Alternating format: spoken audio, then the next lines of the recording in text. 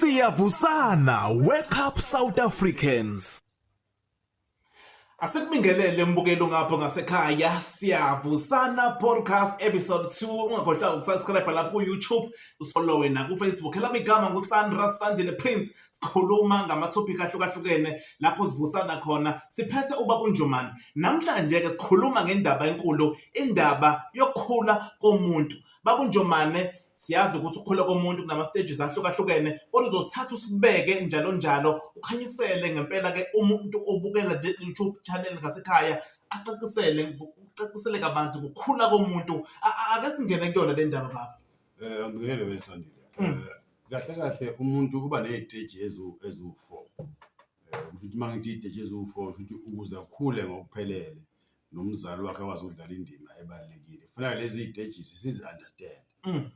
Kuba khona u0 to 6 years lapho umntwana esuke esaphila khona nje wazi uma wakhe kuphela nje feeling kama wakhe noma yini enzekayo. Yebo, Usuke ufuna ukusaranda uma wakhe. Futhi uma umzali asithi namhlanje bese isikhathi esiningi sinama single parents. Mangabe nje unengane engaphansi kwa 6 years awukwazi ukuba uyi-serious relationship ngoba uzogcina usuyibanga lo thando lwakho nengane. So u0 to 6 years ingane yazi nje ubani uma wayo. Even ubaba ukhona nje kodwa ayigcilile kakhulu kuyena. yazi unina wayo. Nina nje ubona ingane mawuthiwa uyahamba uma waye yamkhalela noma yona fanele ihambe imshiya uma iyakhala kodwa wasiqala ithi ngaphezulu ka6 iya-adjusta ke manje emndenini. Asithi ke 0 to 6 umama nje full attention, ungenzi iphutha ukuthi umntwana ungambheki kulo mnyaka. Bese kuthi ku7 to 12 years useyaqala umntwana manje usebona ukuthi hawu la ekhaya khona ugogo, khona umkhulu, khona odadewethu noma uma ehamba usekwazi ukuthi asale. Usiyakwazi ukuthi aluze leya connection. Yebo. So umama mehamba azosala ukuthi nosisi wakho use-right umntwana. Uma ehamba uma uzosala nogogo akasakhali ngoba useke kwistage sesibili. Ubani ke lo u7 to 12 years. Useqala ukwazi la ekhaya umalume, ubani umzala and all that. And then ke mase esethi 12 years. Ku12 years isandile, ku12 and 13 years iminyaka ebalekile. Isoul le umphefumulo womntwana uxhumana nomzimba ngokuphelele ke manje. Usiyaqala uyakhula lo mntwana at 12 mawuyintombazane. Mawumfana uhlangana kahle at 13. That's why ubona umuntu kuthiwa useqala ukumila induna, useqala ukumila nelokuzana, usedevelopa neboya endaweni ezithile. Ubani ke lo useqala ke manje ukuthi useyavuthwa ukuthi usewumuntu. Futhi leyo period ke manje nawe usenikwa amandla umdala ukuthi usengamletha nawe umuntu emhlabeni kuba ukuthi useyathomba umntwana. Ubani ke lo u12 years uya ku18 years. Ilapho kona njengomzali ofanele ugxileke manje ufundiseni umntwana about impilo, ukuziphatha, yonke into. Usuke amadlebe akhe nomqondo wakhe uready ukufunda ukuthi kwenzekani kulomhlaba. That is why so kubaleka kangakanani ukuthi u12 to 18 years uhlale phezulu kwengane uyiqeqeshe uyenzise yonke into. Ngoba njengamhlanje kuthiwa ingane isestage siyahamba isafuna ukubuya ekhaya. Yilapho ke nje umzali ufuna uqinise khona isandla ufundise wamadlebe ayavulekile ngokamdala ukuthi ayilalele izophila kanjani lo mhlaba. So ile ndawo ebaluleke kakhulu ke leyo Sandile. Umfana u13 years iyahlangana isoul nomzimba ukuphelele. Intombazane u12 years iyahlangana umzimba nokuphelele. Siselapho ke khona lithi umhlonyane. Yabona into intombazane mangabe iqala uya endaweni yakhe. Lapho ke umntwana uyathathwa beke ecaleni ahlale yedwa egumbini lakhe yedwa afundiswe ukuphila. Mabade njalo umacashelana sakhula njalo umacashelana. Bese kuthiwa ungabusawenza umacashelana uzokhulelwa mntanami. Yabo ukuthi ukubaluleka kwabazali ke lapho between u12 and 18. Umfana ngalama esekhulile wehamba entabeni. Lento yokuya entabeni akuyona yamaXhosa kuphela. Wonke umuntu wayenza eBhayibhelini ikhona. NakwaZulu kwakukhona waba inkosi uShaka ke yathi isikhathi ukuthi abantu bagijime baye emahlathini na ubhizi lwezimpi kwasekuphela kanjalo. So ngizama ukuthi ke i-critical eyona minyaka ebalekile emntwaneni ngempela u12 years to 18 years. Ngoba nje esikoleni mate 18 uyaqedwa uyaphuma. Stage 3 ke lo ke Sandile. Asigwinya matha, siyabuya siyaqhubeka singena ku stage 4 sibheka ukukhula nje kumuntu sokelezelwe ezebe mdala.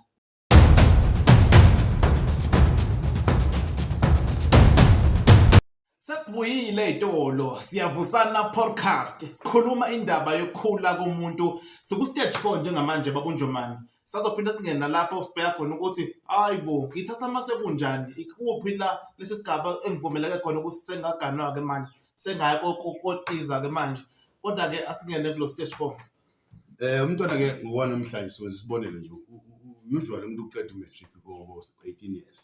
Yeah. Uqeda una 16 is fine but 18 years. Lapho ke umntwana ngithi sithe u12 to 18 lapho ehlupha khona. Uyaqala ke manje uba normal. Kodwa uzoba normal kanjani if ufundisekile ku stage esingaphambili, right? So umuntu asephuma manje uyapi asithi ngokwanamhlanje useyofunda. Usezosuka ekhaya ahambe oyehlala eflatini. Lo mntwana ke manje sekwazi ukuzenzela izinqumo. Wena njengomzali ke manje awusakwazi ukuthi umfundise ngoba sendlula isikhathi ukuthi umfundise. Usuyambonisa futhi usuyamshekelela ukuthi akwenziwa. Uyamlinda enze iphutha buse umtshela akwenziwa. Awumtshela ukuthi don't do. Yabo uthi lokho usuwenzile akuvumelekanga. Ubani ke lo u18 to 24. Usehlala emarez umntwana udla methanda. Uyaphuma egrovela methanda bese ufuna ukuphuza utshwala ayiphuze asena control ukuthi useyayiphilela manje isikhathi siyamvumela sefane manje lokho akufundile ayokupractice ngaphandle. Once ke umntwana waba na 25 years it's game over. Hayibo kanjani nje ayikho into ongabusayenza kulo mntwana awusambonisa umbonisa sekuza yena kuwena athi baba noma mama nginenkinga lana la usuyamnika ifreedom manje ukuthi akwazi ukuyiphilela bese uyabuka ke njengomzali le nto ebengiyitshalile ngabe yiyo na ubona nje namhlanje sandile kukhona uxabana emndenini ingoba thina abantu abadala sifuna ukubamba izingane zethu sezino 26 years 30 years ufuna ezithandwa yimini kanti isikhathi lapho sokuthi avuna phela ukutshalile ukutshala enganeni yakho vuna ukutshala ila usubona khona izithelo zokuthi ngoba kade ngimkhulisa nje sukele emncane ubambile yini ngabe uyilento ebengiyifuna yini noma angayifuna wena sandile lefunwa imvelo. Must remember phela you are part of the universe, you are part of nature. So lento ubumqeqesha kuyona ufundi akwazi ukuthobela imvelo uzaphile kahle baye bathi ke abasonta mhlambe ke into efunwa uNkulunkulu kulungile futhi nalapho akukontela kodwa lo mntwana ke usuyambuka ke manje bese ethi baba sengifuna ukwenza ukuthi nokuthi unganqanda kuphela siye umntwana na 25 years usiyafika umfana uthi baba manje sengibona intombi engiyithandayo sengifuna ukuthatha akuthathwa ngoba umuntu umthanda. Akuthathwa ngomuntu umthanda. Uthathwa ngoba kunjani kanti? Ubheka ukuthi lo muntu lona ama-qualities anawo. Uthando sandile. Ucansi. Konke lokho akwekho umshado. Kufanele ukwazi lokho ngabe ufuna ukuthatha ukuthi konke lokho sokucover ilanga in details. Kodwa nje roughly ukuthi umuntu uba nakho ocansini niyazwana, oba nakho uyamthanda, onomzimba omuhle, ugqoka kahle. Khumbula phela imizimba iyashintsha nami ngisengangawe nje ngangifiti ngidlala ibhola namhlanje yabo sengikhulile so uma ungithanda ngoba ngifiti sekuphele lokho futhi nothando sekuphelile siyancipha asiyibambe sobe siyikhave leyo but ke umuntu wesifazane mase la 25 years useyakwazi ukuthi usengashada akhumuzi uphelele usephelele umuntu wesifazane vele uhamba phambili kunesilisa sandile ke uthandana nomuntu wesifazane ona 24 nawo na 24 you are asking for a disaster ngoba yena umuntu wesifazane ungaphambili kwakho ngokaNkulunkulu nje uyakhumbula sithena u12 uyamashorisha uqala njalo ukuthi angene ekukhuleni wena sathi 13 yabo ukuthi siza ngemuva njalo yebo lo futhi angikwazi ukuthatha ke mhlawumbe omdala kunami it's even worse ke uwes uwes mengithatha omdala kunami uzokuphatha uzokucontrola uzokuthuma isinto esitolo ubudoda ukuba indoda noba ube in control uluzile ke lapho uwes umuntu omdala nje awukwazi ukuthi umfana uthanda umuntu omdala siyazi namhlanje kuyenzeka so icover futhi nayo ukuthi mhlambe kwenziwa yini singagwema kanjani kodwa nje abafana abancane abakhulayo nabezwayo njengamanje awuvumelekile ukuthi mangabe uthathe umuntu omdala kunawe phezulu kwakho futhi akufuneki umuntu olingana nawe engathi angaba ngemuva bahlakaniphile ngokwemvelo badalwe uNkulunkulu besifazane yikho kuthiwa nje indoda mayi successful ukhona umuntu wesifazane osemva kwayo ngoba uyena obonisa sithatha ngelukulu bese bona ba-apply umqondo wabo bese beza ne-solution So umuntu wesifazane mase 25 ke usamagana. Kudala u21 wegana but namhlanje now 25 ngithi atufunda uqeda i-degree yakho diploma usafuna ukuyiphilela impilo nje ungajahi yabo. Kodwa ku25 umuntu wesifazane between 25 30 usungahlali. Wena ke sande nje umuntu wesilisa kukhona kuthiwa kukhona ngesingisi bayibiza kamnandi khona uboy kube khona u-young man kube khona uman siphelele lapho. Kodwa ngesintu kuba khona umfana kube khona umfana kuthiwa yini ibhobhodlwana. Isizulu sihle kamnandi ngoba siyibeka yonke into izwakala. Manje ngihlangana nebhobhodlwana ngihlangana nomfana useqala ukuphuma ebufaneni usengena kube emsizweni. Yes kuba khona insizwa bese kuba khona indoda. Umuntu wesilisa ngempela u35 years ngingasho ukuthi i-cut off. If u decide ukushadelwa ngoba nalapho sandile lento nithi niyashada ningabafana. Umfana akashada wesifazane umuntu oshadayo. Wena mfana uyashadelwa. Mase ufuna ukuthi decide ukushadelwa kuba mnandi ushadelwa usulapha ko35 kuyaphezulu. Why ngisho kanjalo nje? Mangabe ufuna ukuthi ube nomuntu wesifazane sandile. Fa ukhumbula ukuthi lo muntu mawuzonethela ekhaya kufuneka wena uqala ube nonto. Iba nento ungaba nomuzi ungaba nomsebenzi ostable ungaba nebusiness kodwa kufanele ube athe fee umuntu wesifazane ezoshada la ekhaya akufice unento yayizwa lo konjalo makudala ufuna umuntu akufice mhlawumbe usune nezivande unenkomo nezimbuzi ngobuze la wena kufanele phela umbhekelele manje sithi ke usuyashadelwa sandile 25 ususebenzephi seneqeda isikole phela before umuntu wesifazane uye kuyena kufanele wena ubusunento uzoba umthwalo wakho phela uthi akeze kuwena umphatheleni unani uzofika ahlale aku-advise kwini onayo awucabanga ngeke una 25 sandile yashada kahle kahle yini ngempela onayo kodwa umatric at 18 wenza i-course yakho uma 3-4 years whatever and then uqedile manje usafuna umsebenzi usuthola umsebenzi awukabe namoto iba nakho wonke umfana ujabule ubone izinto phela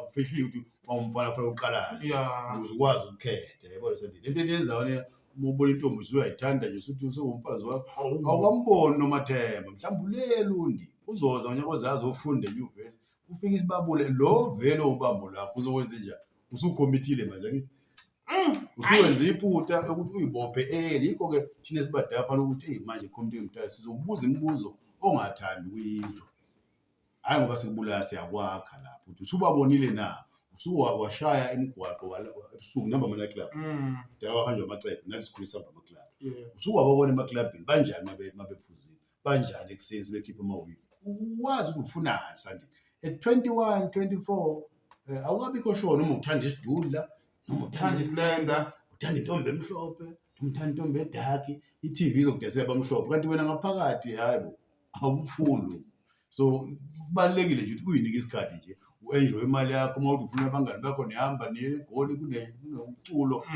ungalokho report ebantwini umfana ke lapho uphila impilo yakho namhlanje ngoba besifazane sesiphila nabo kanjalo sandile sefana nabo futhi bayinike ithuba lokujabula angathi umntwana bese yayibophela kusandile bese yaxabana usandile anginakanga uhamba nabangani bakho kanti isikhathi phela ngithi mase singangathi ke usufike ekhaya usukwenze konke usuthi mawubuka usandile ephuma eklabhini umtsheti kunjani eklabhini yabona methu ufuna uphuza utshwala umtsheti uphuzwa kanjani utshwala ama topic emesazowakhava la siphuzelani siphuza nini kubaluleke ngathi sijabule phela umhlaba ungabhola masaphuza yabona ukuthi between 21 and 34 umfana kufuneka experience yonke lento bese ehlala phansi owesifazane is between 21 and 25 but sesiyayinweba ke manje nawe wesifazane at least after 26 usengaqala acommit. Hayi kuningi singakhuluma kushona ilanga siyavusana podcast sithola amaningi eguleni kubaba uNjomane ungakhohlwa ukusubscribe uphinde usifollow na ku Facebook siyabuya ngokulandelayo nenye itopic ku episode 3 siyabonga kakhulu.